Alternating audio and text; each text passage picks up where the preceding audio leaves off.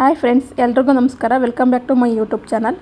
ಇವತ್ತು ನಾನು ಒಂದು ಡಿಫ್ರೆಂಟ್ ಆಗಿರೋ ಗ್ರೇವಿನ ಶೇರ್ ಮಾಡ್ತಾಯಿದ್ದೀನಿ. ಇದು ಬಂದು ಅನ್ನಕ್ಕೆ, ಚಪಾತಿಗೆ, ದೋಸೆಗೆ ತುಂಬಾ ಚೆನ್ನಾಗಿರುತ್ತೆ. ಹಾಗೆ ರೊಟ್ಟಿಗೂ ಕೂಡ ತುಂಬಾ ಚೆನ್ನಾಗಿರುತ್ತೆ. ಇದು ಬಂದು ಸೂಪರ್ ಕಾಂಬಿನೇಷನ್ ಅಂತಲೇ ಹೇಳ್ಬೋದು. ನಾನಿವತ್ತು ಸೋಯಾ ಗ್ರೇವಿನ ಮಾಡ್ತಾಯಿದ್ದೀನಿ. ಇದು ಎಲ್ಲದಕ್ಕೂ ಕೂಡ ತುಂಬಾ ಚೆನ್ನಾಗಿರುತ್ತೆ. ಬನ್ನಿ ಯಾವ ರೀತಿ ಮಾಡೋದು ಅಂತ ನೋಡ್ಕೊಂಡು ಬರೋಣ. ನಾನಿಲ್ಲಿ ಸ್ವಲ್ಪ ಸೋಯಾನ ತೊಗೊಂಡಿದ್ದೀನಿ. ಇದನ್ನು ಇವಾಗ ನಾನು ಮಾಮೂಲಿ ತಣ್ಣೀರಲ್ಲಿ 2 ಸಲ ವಾಶ್ ಮಾಡಿದ್ದೀನಿ. ನೀಟಾಗಿ 2 ಸಲ ವಾಶ್ ಮಾಡಿ ಇವಾಗ ನಾನು ಇದಕ್ಕೆ ಬಿಸಿನೀರನ್ನು ಹಾಕ್ತಾಯಿದ್ದೀನಿ.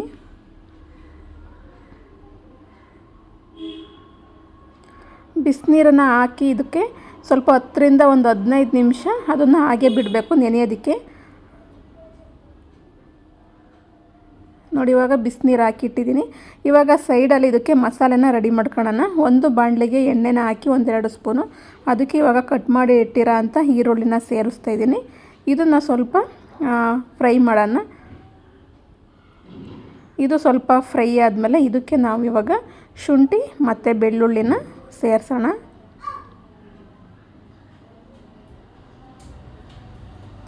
ಸ್ವಲ್ಪ ಶುಂಠಿ ಮತ್ತು ಬೆಳ್ಳುಳ್ಳಿನೂ ಕೂಡ ಸೇರಿಸಿ ಫ್ರೈ ಆದಮೇಲೆ ಇದಕ್ಕೆ 3 ಟೊಮೊಟೊ ಮೀಡಿಯಮ್ ಸೈಜಲ್ಲಿ ಕಟ್ ಮಾಡಿರೋದಂಥ 3 ಟೊಮೊಟೊನ ಸೇರಿಸ್ತಾಯಿದ್ದೀನಿ. ನಾನಿಲ್ಲಿ ಸ್ವಲ್ಪ ಟೊಮೊಟೊನ ಜಾಸ್ತಿನೇ ಸೇರಿಸ್ತಾಯಿದ್ದೀನಿ, ಯಾಕೆಂದರೆ ಗ್ರೇವಿ ಸ್ವಲ್ಪ ಜಾಸ್ತಿ ಇರಲಿ ಅಂತ.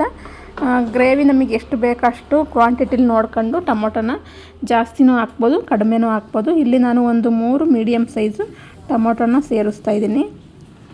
ಇವಾಗ ಇದಕ್ಕೆ ಸ್ವಲ್ಪ ಗಸಗಸೆನೂ ಕೂಡ ಹಾಕ್ತಾಯಿದ್ದೀನಿ. ಗಸಗಸೆನ ಸೇರಿಸೋದ್ರಿಂದ ಟೇಸ್ಟು ಸ್ವಲ್ಪ ಡಿಫ್ರೆಂಟಾಗಿಯೇ ಬರುತ್ತೆ. ಇವಾಗ ಇದಕ್ಕೆ ನಾನು 7 ರಿಂದ 8 ಗೋಡಂಬಿ ಮತ್ತು 3 ಬಾದಾಮಿನೂ ಕೂಡ ಸೇರಿಸ್ತಾಯಿದ್ದೀನಿ. ಗ್ರೇವಿದು ತಿಕ್ನೆಸ್ಸು ಚೆನ್ನಾಗಿ ಬರೋದಕ್ಕೋಸ್ಕರನೇ ಇಲ್ಲಿ ಗೋಡಂಬಿನ ಸೇರಿಸ್ತಿದ್ದೀನಿ. ಗೋಡಂಬಿ ಇಲ್ಲ ಅಂದರೆ ಹುರ್ಗಡ್ಲೆ ಬರುತ್ತಲ್ಲ ಅದು, ಮತ್ತು ಕೊಬ್ಬರಿನೂ ಕೂಡ ಹಾಕ್ಬೋದು. ನಾನಿಲ್ಲಿ ಕೊಬ್ಬರಿ ಮತ್ತು ಹುರ್ಗಡ್ಲೆನ ಹಾಕಿಲ್ಲ. ಇವಾಗ ಇದು ನೋಡಿ, ಇಷ್ಟು ಫ್ರೈ ಆದರೆ ಸಾಕು. ಇದನ್ನು ಇವಾಗ ತಣ್ಣಗಾಗೋದಕ್ಕೆ ಬಿಡೋಣ. ತಣ್ಣಗಾದ್ಮೇಲೆ ರುಬ್ಕೊಳ್ಳೋಣ. ಇಲ್ಲಿ ನೋಡಿ, ಸೋಯಾ ಎಲ್ಲ ನೀರಿನಲ್ಲಿ ಚೆನ್ನಾಗಿ ನೆಂದಿದೆ ಬಿಸಿನೀರಲ್ಲಿ. ಅದಕ್ಕೆ ನೆಂದರೆ ಸಾಕು. ಇವಾಗ ಅದನ್ನು ನೀಟಾಗಿ ನೀರೆಲ್ಲನೂ ಹಿಂಡ್ಬಿಟ್ಟು ತೆಗಿಬೇಕು. ನೀರು ಒಂದು ಸ್ವಲ್ಪನೂ ಕೂಡ ಇರಬಾರ್ದು, ಅಷ್ಟು ನೀಟಾಗಿ ನೀರೆಲ್ಲನೂ ಹಿಂಡಿ ತೆಗಿಬೇಕು. ನೀರೆಲ್ಲನೂ ಹಿಂಡಿ ತೆಗೆದ್ರೆ ಗ್ರೇವಿ ಚೆನ್ನಾಗಿ ಬರುತ್ತೆ. ಇಲ್ಲಾಂದರೆ ಜಾಸ್ತಿ ನೀರು ಬಿಟ್ಕೊಂಡಂಗೆ ಆಗುತ್ತೆ. ಮತ್ತು ಇದಕ್ಕೆ ಮಸಾಲೆ ಹಿಡಿಯಲ್ಲ. ನೀರಿದ್ದರೆ ಇದಕ್ಕೆ ಬಂದು ಯಾವುದೇ ರೀತಿ ಮಸಾಲೆ ಹಿಡಿಯಲ್ಲ. ಅದಕ್ಕೋಸ್ಕರ ನಾನು ಇಷ್ಟು ನೋಡಿ ನೀರನ್ನ ಹಿಂಡಿ ತೆಗಿತಾ ಇದ್ದೀನಿ.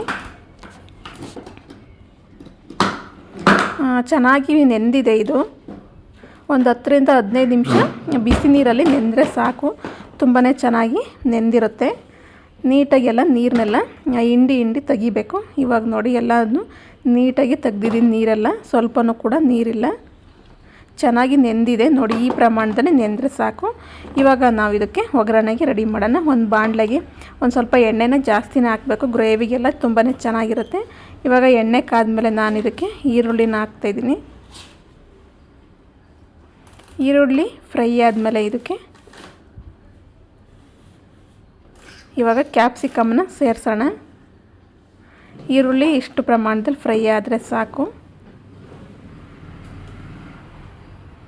ಇವಾಗ ಇದಕ್ಕೆ ಕಟ್ ಮಾಡಿಟ್ಟಿರೋಂಥ ಕ್ಯಾಪ್ಸಿಕಮ್ನ ಸೇರಿಸ್ತಾ ಇದ್ದೀನಿ. ಆ ಕ್ಯಾಪ್ಸಿಕಮ್ ಹಾಕೋದ್ರಿಂದ ಒಂದು ಸ್ವಲ್ಪ ಟೇಸ್ಟು ಡಿಫ್ರೆಂಟಾಗೇ ಬರುತ್ತೆ.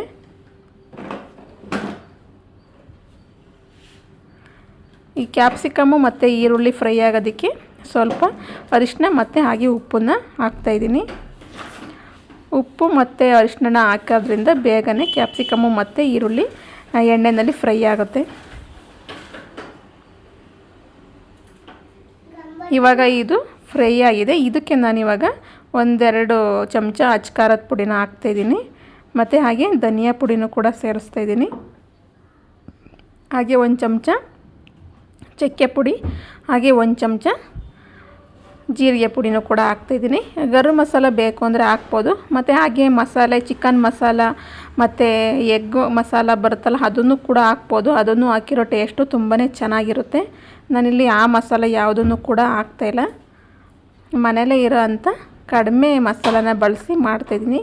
ಇವಾಗ ಇದನ್ನು ಫ್ರೈ ಆಗಿದೆ. ಮಸಾಲೆ ಎಲ್ಲನೂ ಮೀಡಿಯಮ್ ಫ್ಲೇಮಲ್ಲಿ ಇಟ್ಕೊಂಡು ಹಾಕಬೇಕು. ಇದು ಜಾಸ್ತಿ ಫ್ಲೇಮಲ್ಲಿ ಇಟ್ಟಿದ್ರೆ ಮಸಾಲೆ ಎಲ್ಲ ಸೀದೋಗುತ್ತೆ. ಇವಾಗ ನಾನು ಇದಕ್ಕೆ ನೆನೆಸಿ ಇಟ್ಟಿರೋ ಅಂಥ ಸೋಯಾನ ಹಾಕಿ ನೀಟಾಗಿ ಮಿಕ್ಸ್ ಮಾಡ್ತಾಯಿದ್ದೀನಿ.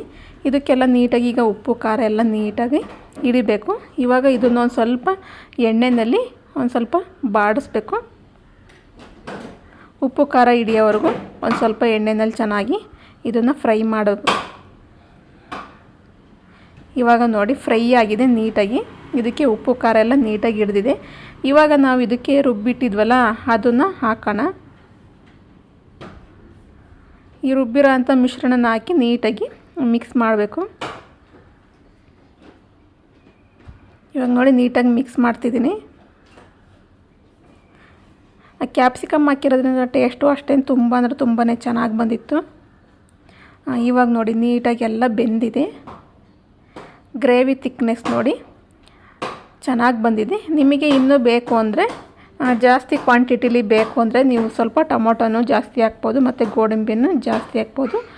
ನನಗೆ ಇಷ್ಟು ಸಾಕು ಅಂತ. ತಿಕ್ನೆಸ್ಸು ಅಷ್ಟೇ ಇಷ್ಟೇ ಇರಬೇಕು. ತೀರಾ ತೆಳುವಾದರೂ ಚೆನ್ನಾಗಿರಲ್ಲ, ತೀರಾ ಗಟ್ಟಿಗಿದ್ರೂ ಚೆನ್ನಾಗಿರಲ್ಲ. ಈ ರೀತಿ ಇದ್ದರೆ ದೋಸೆಗೆ, ಚಪಾತಿಗೆ, ರೊಟ್ಟಿಗೆ ಆಮೇಲೆ ರೈಸಿಗೂ ಕೂಡ ತುಂಬಾ ಚೆನ್ನಾಗಿರುತ್ತೆ. ಇವಾಗ ರೆಡಿಯಾಗಿದೆ. ಇವಾಗ ನೋಡಿ ರೈಸಿಗೆ ನಾನು ಹಾಕ್ಕೊತಾ ಇದ್ದೀನಿ. ನೋಡಿ ಗ್ರೇವಿ ಇಷ್ಟು ಪ್ರಮಾಣದಲ್ಲಿದ್ದರೆ ರೈಸಿಗೆಲ್ಲ ಕರೆಕ್ಟಾಗಿ ಸೂಟ್ ಆಗುತ್ತೆ. ಆ ಗ್ರೇವಿ ಮಾತ್ರ ತುಂಬ ಅಂದರೆ ತುಂಬಾ ಚೆನ್ನಾಗಿ ಬಂದಿತ್ತು. ಟೇಸ್ಟು ಅಷ್ಟೇ ತುಂಬಾ ಡಿಫ್ರೆಂಟಾಗಿ ಬಂದಿತ್ತು. ಓಕೆ ಫ್ರೆಂಡ್ಸ್, ಇವತ್ತಿನ ವಿಡಿಯೋ ಇಷ್ಟೇ. ನಿಮಗೆ ಈ ವಿಡಿಯೋ ಇಷ್ಟ ಆದರೆ ಪ್ಲೀಸ್ ಒಂದು ಲೈಕ್ ಮಾಡಿ, ಶೇರ್ ಮಾಡಿ, ಹಾಗೆ ಕಮೆಂಟ್ ಮಾಡೋದನ್ನ ಮರಿಬೇಡಿ ಫ್ರೆಂಡ್ಸ್.